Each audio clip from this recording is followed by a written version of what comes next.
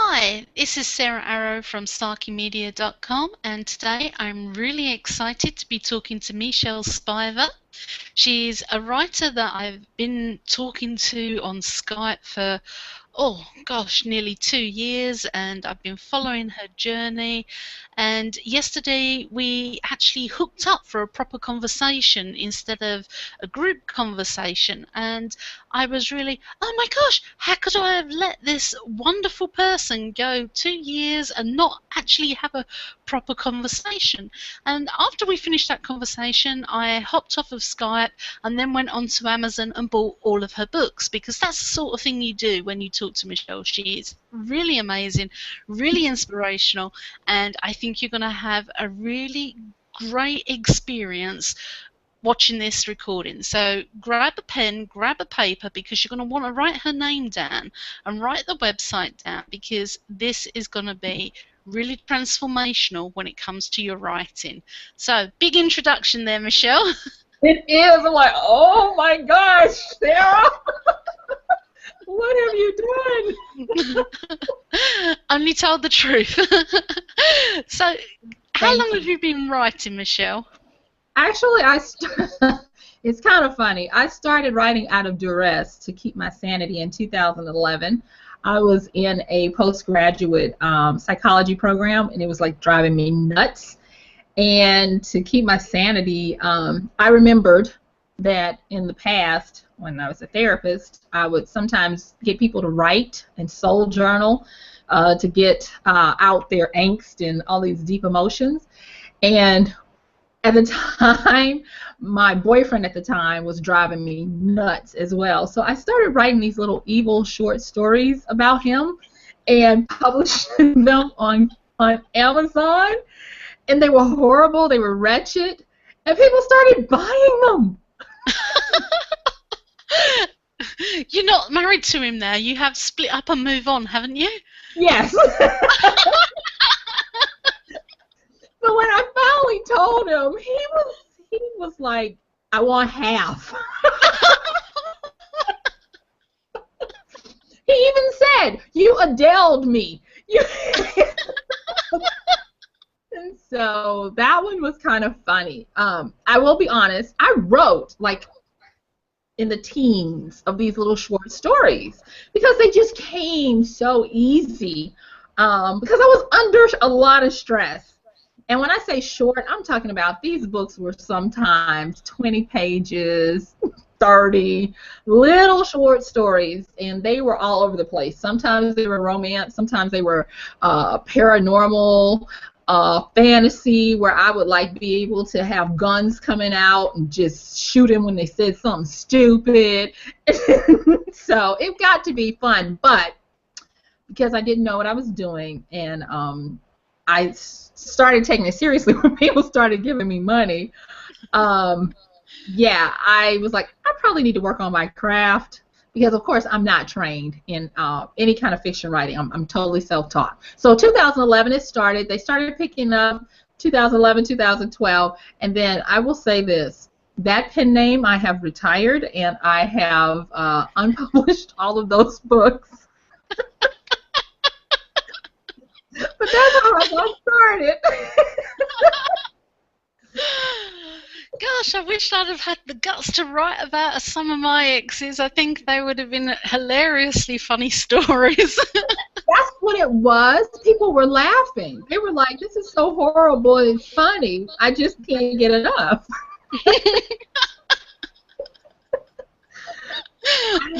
Because I didn't know all of the proper stuff. I didn't know anything about, like, point of view. I didn't know about head hopping or tense or any of that. I was just, it was raw. And I think people connected with the fact that it had some honesty, some emotional honesty to it. So that's what I'm going to say. And I think that probably helped me that I didn't know what I was doing. Well, that's just brilliant. So I have to ask the question, have you always written smut?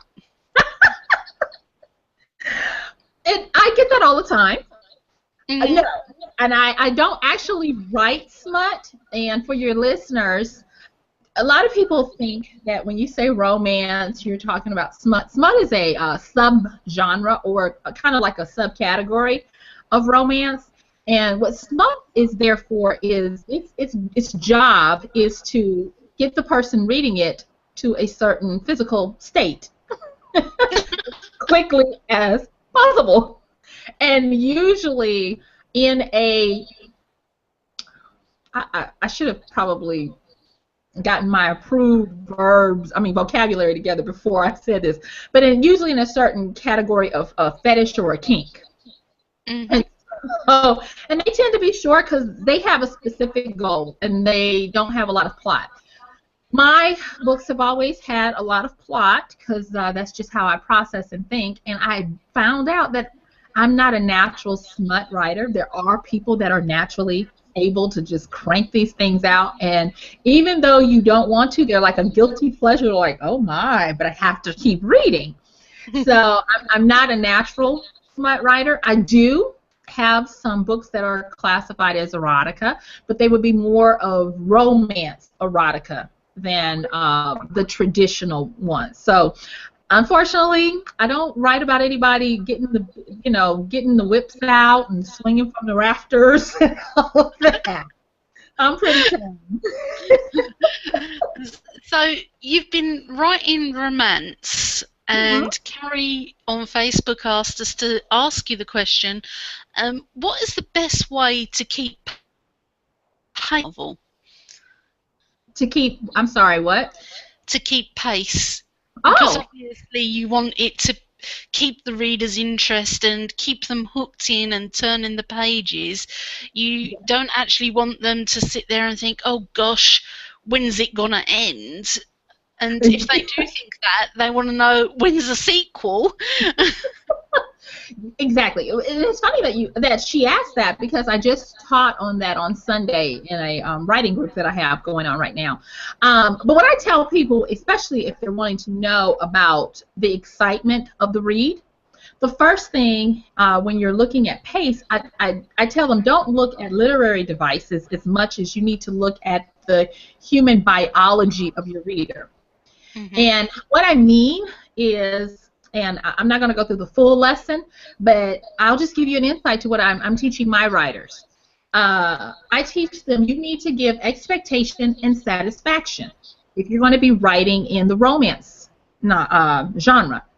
So what that means is if you give them a big build-up, if you give them a promise of what the story is going to be about, you need to keep making that build-up where they get excited. And what's actually happening biologically is there are dopamine releases, this hormone that gets you really revved up, keeps you turning the page. But you can't exhaust them and never give them what would be on the other side of that, which is the satisfaction. Because if you do that, they'll get frustrated and they'll leave the book. It's kind of like somebody hot and bothered and not delivering. So in romance, a good way for pacing is to do expectation, satisfaction. Expectation, satisfaction. One of the things that I tell people is in your direction, you don't have to always go up. You can go in circuitous routes. You can have them up here and then bring them down there, or you can have them continuing to build it up. It's just how you are best able to keep that reader interested in what you're writing. So for the person who asked about pacing, specifically, a good example would be this. Make it where you put your expectations and your satisfactions in what they say to each other first, and then what they do to each other or with each other next. A lot of times people think it's in the plotting. It is, but the best way to set an expectation is to have your character say it.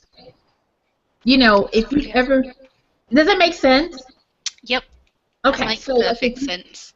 okay, great. So like if you have a character, and I like to use this quick example because when I use it, people are like, oh, so Star Wars, the old one with Han Solo, Princess Leia, Luke, and all of them. The Mhm. expectation and pacing was a mix of romance, action, and suspense, and even a little magic and wonder. And how they were able to build momentum in the romance side was through dialogue. And one of the best ones they did was when she looks at him right before they're getting ready to go into battle, and she says, "I love you." And he looks at her and he says, "I know." Darn, that is some good pacing. It is like, oh my God. Because they had been building up. Are they going to admit their love for each other the whole time? And that was the satisfaction, so that you felt like it's okay now for me to get back into the action and not be worried about the romance. I hope that makes sense for her. But usually when I tell people that, especially my guys who write romance, they totally get it. Another thing is think of it as a roller coaster that you can control by how far you take them up before you drop them down. And that's a great way to do it. And it's all about expectation and satisfaction. That is how you do it in a good romance. That's brilliant. Now, we've spoken about the best ways. Mhm. What are some of the worst ways that you've actually seen this? And you don't have to name books or characters. But Um, having excuse me, having too many extemporaneous characters or conversations that have to do the heavy lifting of pace. Mhm.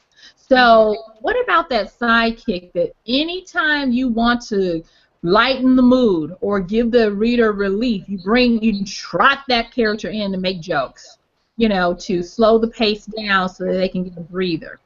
Um, that is kind of like salt. A little bit is great, too much ruins the dish. And Mhm. so I tell people, do not create a character that is monotone, meaning their only job is to do pacing.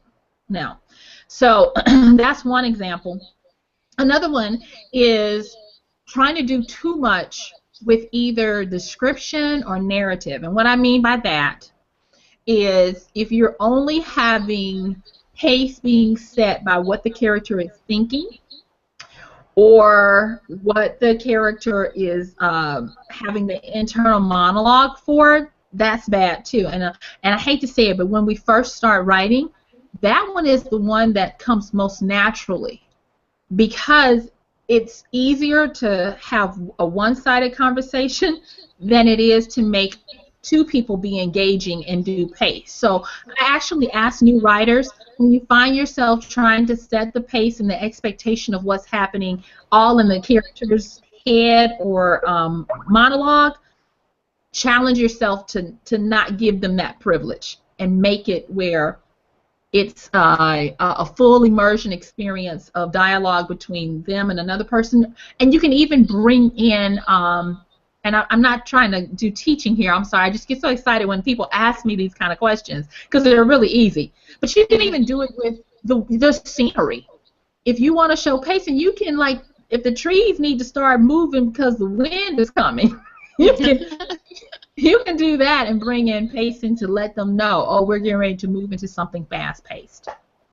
So, okay, I'll shut up about that. That's okay. Well, my next question is around those scenes, and you Those, wouldn't those scenes. You wouldn't be a romance writer if you didn't have one of those. Even Barbara Cartland had them. Um, yes, she did. Bless so her heart. how do you actually plan out one of those scenes? Because I understand there's even awards on the internet for the worst love scenes ever. So you're going to either go and try and do your absolute best work for people to say, that was really fantastic and I really understood those characters, or you're going to go all out to try and win one of those awards just so you can stick a sticker on the cover of worst sex scene, worst love scene ever, and have that on your book just so that people say, oh, that's won an award for being so appallingly bad, I'm going to buy it. You're so funny, Sarah. Yes, well, I don't do that. But I'll say this. I believe, just in my own self, that writing those scenes is kind of like a rite of passage. Some people say you can't write what you don't know, but I mean, I've actually run into people who can. Um, so, what I tell people, and they ask me about mine because I'm not trying to brag, but a lot of people are like, "Ooh, you did that," you know. The first thing I say is you have to know who you're writing to. So romance is a huge section, and you have a lot of subsections to it, which we call subgenres. So if you're writing to a subgenre of, say, for instance, a NA, which would be a new adult, they have a different expectation than, say, a billionaire with a BBW or big beautiful woman. Theirs would be a different flavor as well. So when you are writing these scenes, you cannot write the sex scene unless you know the intimacy of where they are. So what I mean by that is, because I'm actually getting ready to teach this, so you're getting me to actually show my hand before my students get there. But the way I set it up, and if people are wanting to look at this, there was a famous list of 12 steps called the 12 Steps of Intimacy, and you can just Google it and it will come right up. And it talks about how they shouldn't be, and somebody said this and it just came to me, bumping uglies before they look. They that's not my word, but that's what somebody said. Before they like look at each other, touch the arm, touch the elbow, and all this. And at first, I will be honest, Sarah, I was a slave to those 12 steps. I was like, oh, they can't have sex yet because they haven't kissed. Oh my gosh. Well, I will tell you, one of my best books, I actually had them bumping uglies right after they had met. So, you know, you start to learn what you can do. But let me just say this. The biggest way to write those scenes is you must have intimacy. Even in smut, the best smut writers understand how to connect the two people. And the trick to writing sex and intimacy is where you make sure the reader understands without a shadow of a doubt that nobody else can do for either one of them besides that person. Meaning, out of the whole world, these two people are the only ones that can fulfill that need to the greatest amount for each other. And, you know, because people are like, how do you build intimacy? I was like, just make it where nobody else. I mean, you would have mutiny if you tried to have them sleep with someone else, because they'd be like, no. And that's what you do. And so once you've established that they are the best person, if you want to call it soulmates, kismet, or whatever, but once you've established that nobody else can get this person this hot, this excited, or in this amount of a love state than this other person, when you write your scenes, they're going to be believable. Even if you just have them kiss, it's going to be believable. Now, inserting A into B, that's where you really have to rely on your genre. I'm going to be teaching about the different approaches. So you have approaches that are very metaphorical, where you have a lovely honey cave and a wonderful shaft that throbs, or that is very Barbara Cartland, isn't it? Yes, so that's like the metaphorical approach.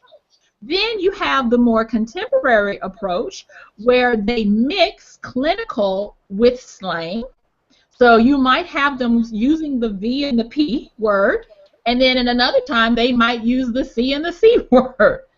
And then you have all the way up to the heat level of smut where they are just going for the most crass, obvious, slang-written term there is. But they all work if you know who you're writing to. And So, that's the key there.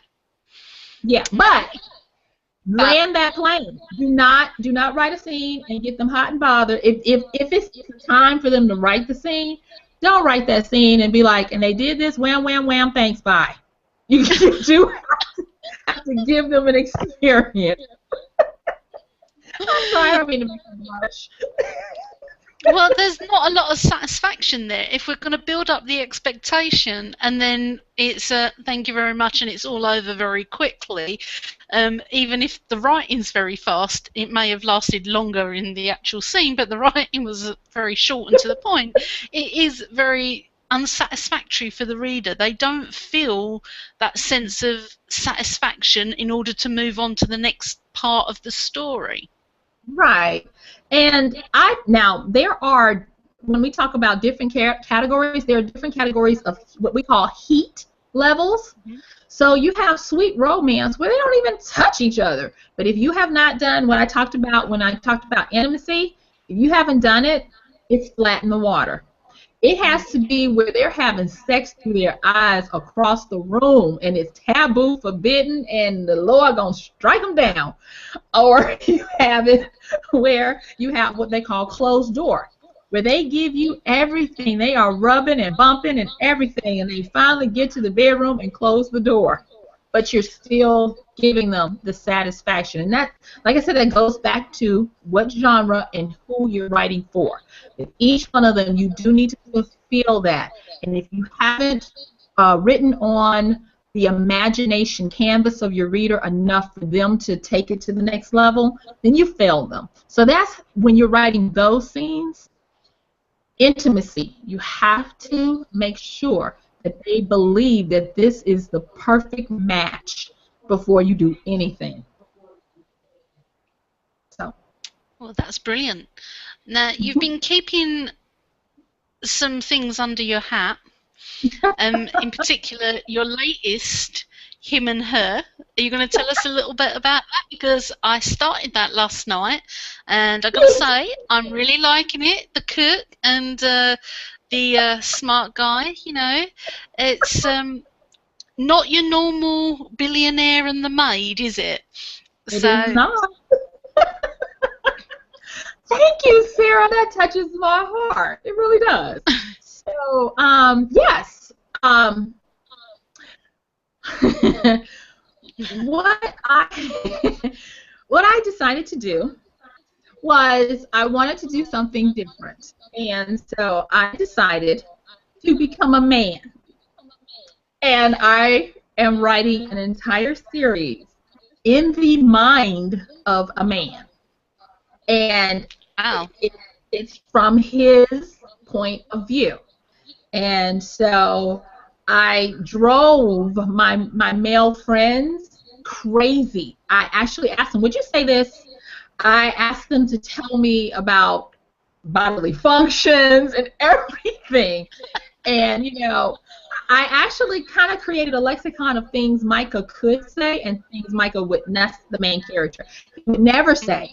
And so I had to refer to that because I caught myself slipping sometimes. And so I actually have gotten a few messages from men telling me thank you, that they read the book and they're like, this guy, I want to be him. And I was like, wow. So I'm really enjoying doing it. And another thing, I did it in real time. So it's not past tense, it's a present tense male point of view romance. And it's being received very well. It has, I published it at the time of this recording 1 week ago today. And it has been on 3 top 10 lists for the last 5 days straight. And I'm so excited that people are enjoying it. I'm just elated. So thank you for for getting it. And yes, like I said, I'm tickled pink about it. So I say that to say that anything I do, I want people to know that I'm right there in the trenches doing it. I'm not, you know, trying to teach you something that I think is theory. No, I'm rolling up my sleeves and doing it myself. and being as transparent as I can to to do that. So thank you. I'm Oh, just still it's giddy. brilliant. I'm giddy And about my book. so am I, and I've only got a little bit into it. And as soon as we get off the call, I'm going to put this up on the site, and then I'm going to go back and finish it. So I'm going to ask the question now. If somebody's been watching this, and we've been talking about half an hour now about various aspects of writing and romance and that sort of thing, how long would it take to actually write one of these books? Because I know your program gears people up to do this in about 6 weeks. Could you realistically write a romance in 6 weeks, or is it a case of they've got to sit down and write for 23 of the 24 hours and sleep for 15 minutes? What I did was is I sat down and I looked at, first of all, the people who were asking for this. So this program is set up for people to write anywhere from a short story to a very good novella. And when I say very good novella, I'm talking about a book that's somewhere between 100 to 140 pages, which is the sweet spot for most Kindle books now. So if you're doing that in words, I'm looking at someone who's going to write anywhere from 10,000 to 50,000 words in this 6-week period. Now, I will say, I was surprised. I have quite a few established authors going through this course who write all the time and full time, who are going to do longer novel-length books. And I also have some newbies that are shocking me, who have already started their plotting. They are whizzing through it. But for average Joe Q Public, in 6 weeks, I fully expect anywhere, if I had to articulate pages, anywhere from a 30-page short story up to a 140-page story. And that will be based, yeah, because of how I've set the program up. So remember, I've been writing since 2011. Well, I have been playing around with efficiency, with processes, and approaching it from a non-writer standpoint for what is the peak performance. And so I don't teach grammar. I tell them to ignore grammar.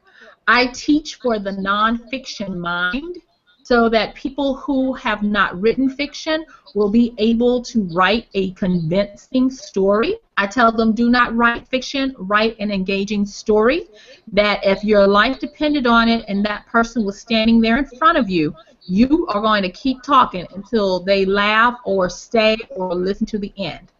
That's a big light bulb moment for people where they're able to do a lot of writing. Also, the way we set it up. So there are certain things that I make that you cannot move until this has been satisfied. And because I make them, I'm just going to be honest, I make them fulfill like the 5 things they need to have before I will even allow them to start writing. I know that once they've done all of that, there is nothing but free-flowing ideas coming. And that's when the fingers start flying. And that's why I know that the books will come, because we do all the stuff that bogs people down in the process up front. Mm.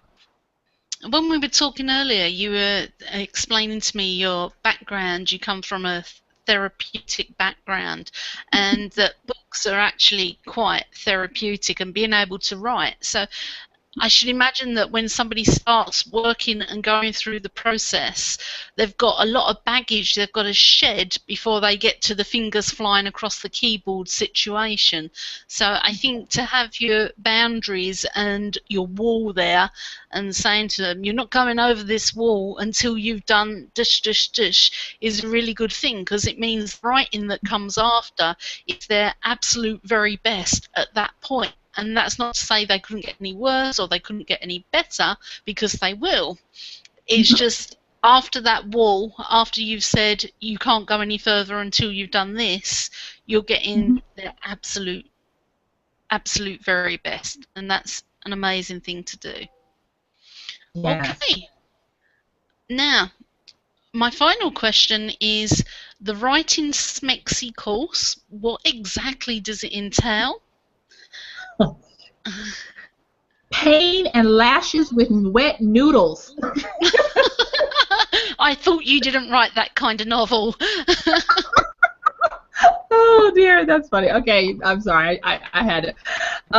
Okay, so what it is a full immersion course. And when I say full immersion, what I am asking is for people to realistically give me 8+ hours per week. That includes the about 2 hours of live training, and then about an hour for the homework and review, and then at least 5 concentrated hours of writing. Most people, once they get in and see the process and start to get excited because their assignment for this week was to post their writing appointment times, the average person is committing to 2 hours per day for 6 days. So the average person is committing to 12 hours a week of writing. So I'm fully expecting them to produce mid-length to possibly novel length. And what we're doing is, when I say full immersion, that means that they're having live trainings with me each week. We're in a live private group where we're interacting. They have accountability and critical reading partners, as well as coaching from me, where they're getting videos, audio, articles, checklists, and all of those things that are keeping them going. I have told them my job is to keep you on task, to let you know where we're going, and to make sure you're hitting your milestones. Your task is to do it. And so I've told people, if you're not ready to actually write a book and you're just wanting to come kick tires, don't even bother, because I have a motto, and I make them say it if they need to, and that motto is, Michelle doesn't mess around, she gets down. And what that means is no excuses. You're writing this book. Yep. And so far, over 100 people in that group, whew, and they're writing. And I have some people that are writing through tears. And you touched on something earlier that I definitely want to talk about, and that is this. I've had, and I'm going to say this, and I think it's okay because I'm not going to reveal who it is, but I've had people of various ages and genders send me messages telling me that they don't think, now that they've been in the group for some of them 2 weeks now, they don't think they would have ever gotten their books written had they not been with a therapist who understands shock, trauma, PTSD, emotional turmoil, and those types of things. Because the average person, when they are attempting to create something out of nothing and fictionalize it, there are emotional barriers that come up, resistances that happen, and they try to beat you down and say, you can't do this, this is too much, you don't have time, your kids start getting sick, your house starts falling apart, your money starts getting funny. And that is because Stephen Pressfield in War of Art talks about the resistance that comes when you start the creative process. And because I understand that, I've been walking them through it. And a lot of them have been telling me, oh my God, that's why I have all these unfinished stories, or that's why I've never finished, or that's why my books never felt like I wanted people to see them. And so when I talk about full immersion, I tell people, don't rush up on this opportunity, because it is not just a good idea for folks to get together in a group and write. No, this is for real. This is something on a deep level. And for some of my people, I tell them, this first book you're writing is for you. It's going to be healing for you.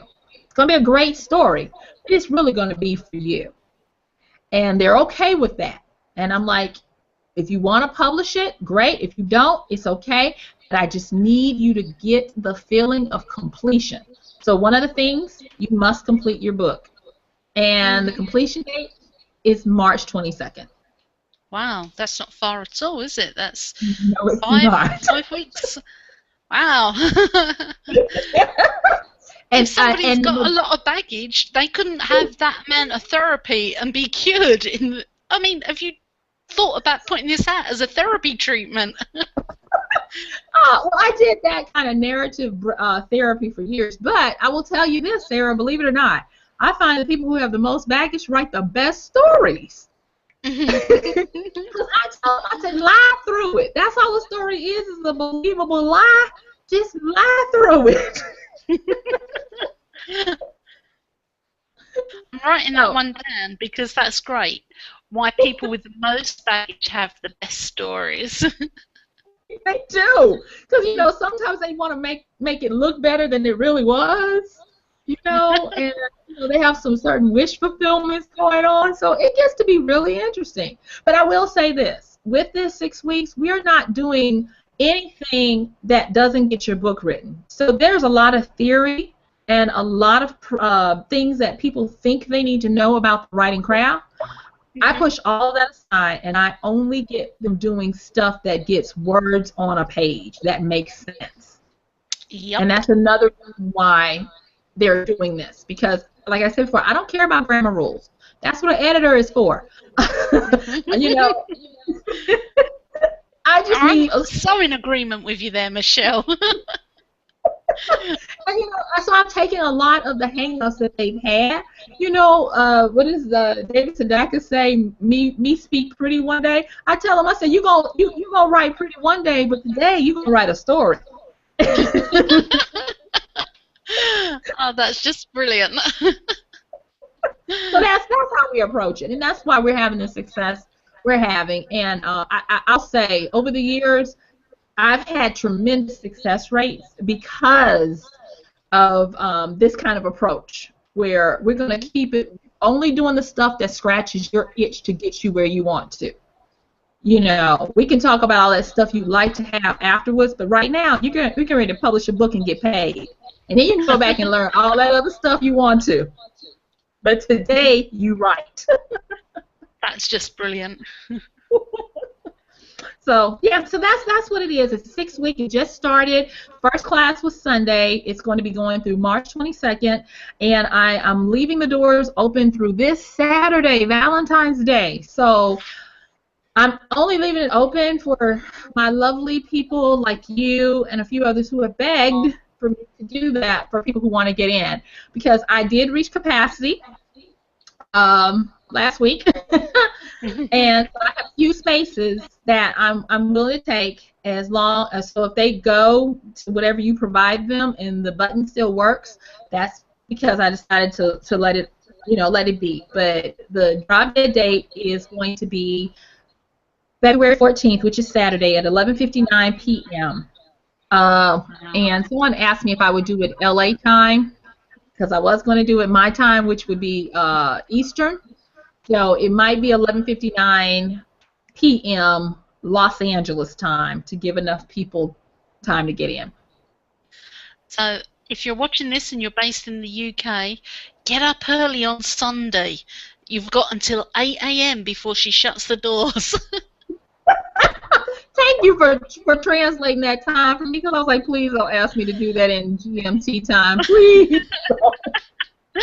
I just remember that Amazon cuts off at 8 a.m. when you do your free book, so I know that's what time is for you guys.